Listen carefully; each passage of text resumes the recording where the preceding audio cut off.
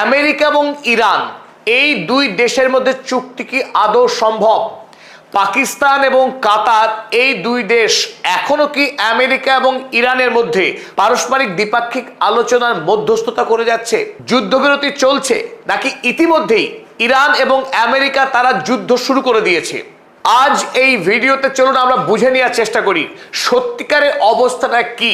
আলোচনা যদি চলে তো সেই আলোচনার কেন সমাধান হচ্ছে না, কোথায় কোথায় সমস্যা, ইসরায়েল এই আলোচনাকে পণ্ড করবার জন্য কি কি ব্যবস্থা গ্রহণ করেছে, আর আমেরিকা এই মুহূর্তে আদৌ কি স্বাধীন কোনো রাষ্ট্র নাকি ইসরায়েলের দাস, সেটাই আদ্যপান্ত বোঝার চেষ্টা করব এই আলোচনায়। আলোচনার শুরুতেই আমরা আপনাদের জানিয়ে রাখি এখনো পর্যন্ত আলোচনা চলছে আমেরিকা এবং ইরানের ব্যাকডোরে, অর্থাৎ যে মিডিয়েটর স্টেট পাকিস্তান এবং কাতার এই দুই রাষ্ট্র ইরান এবং আমেরিকার মধ্যে যোগাযোগ ও আলোচনা এখনো পর্যন্ত চালিয়ে যাচ্ছে। যদিও ইতিমধ্যেই দুবার আমেরিকা যুক্তরাষ্ট্র ইরানের উপরে হামলা চালিয়েছে, ইরানও প্রত্যাঘাত করেছে আমেরিকার ওপর, তারপরেও কিন্তু আলোচনা বন্ধ হয়নি।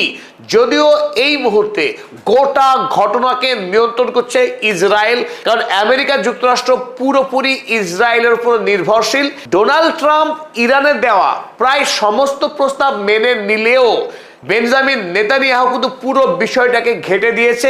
এই মুহূর্তে ইসরায়েলের পক্ষে যে দাবিগুলো খুব জোরের সঙ্গে জানানো হচ্ছে, চলুন আমরা সেগুলো দেখে নিই। আর এই দাবিগুলোর কারণেই আমেরিকা এবং ইরানের মধ্যে চুক্তি হওয়া প্রায় অসম্ভব।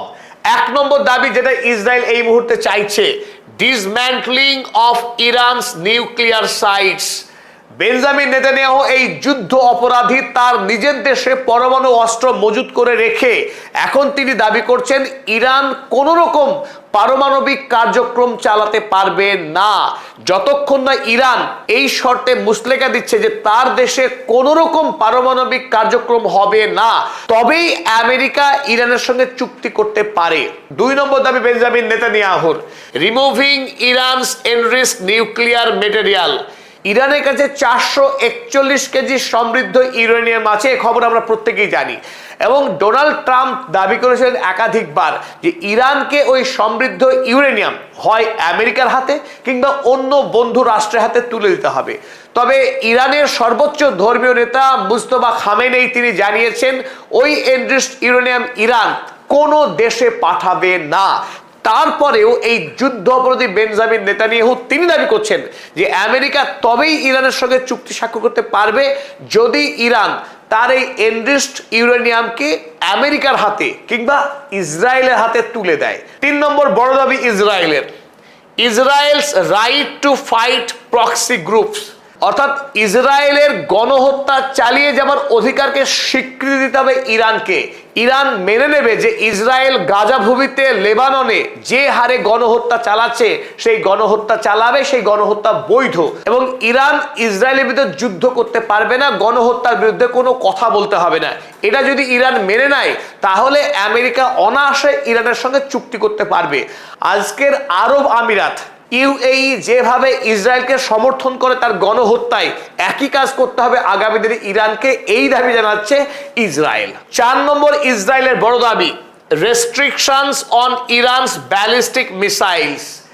ইরান ইতিমধ্যেই দূরপাল্লার শক্তিশালী যে ব্যালিস্টিক মিসাইল তৈরি করেছে, যে মিসাইল দিয়ে তেল আবিব শহরকে গুড়িয়ে দিয়েছে 40 দিনের যুদ্ধে ইরান।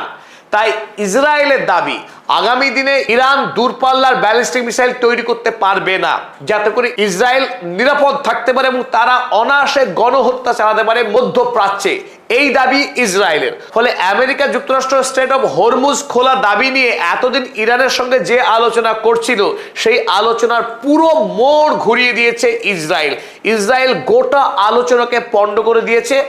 ডোনাল্ড ট্রাম্পের কান ধরে টান দিচ্ছে বেঞ্জামিন নেতানিয়াহু। এই 4 শর্ত যদি ইরান পূরণ না করে আমেরিকাকে ইরানের সঙ্গে চুক্তি করতে দেবে না ইসরায়েল। আমেরিকা এই মুহূর্তে কি চাইছে? আমেরিকার দাবি একমাত্র unconditional reopening of strait of Hormuz, অর্থাৎ যুদ্ধ শুরু হবার আগে হরমুজ প্রণালী দিয়ে যেভাবে পারস্য উপসাগরীয় দেশগুলির তেল বিদেশের বাজারে রপ্তানি হয়েছে, অনুরূপভাবে স্ট্রেট অফ হরমুজ খোলা থাকবে এবং সেই পথ দিয়ে পৃথিবীর 20% জ্বালানি যে রপ্তানি হয় আগের মতোই রপ্তানি হবে, আর তাতেই আমেরিকার রক্ষা হবে। কারণ আমেরিকার বাজার ইতিমধ্যেই তেলের দাম বেলাগাম বৃদ্ধি পেয়েছে। তাই আমেরিকা যুক্তরাষ্ট্রের এক এবং একমাত্র দাবি হরমুজ প্রণালীকে উন্মুক্ত করা ইরান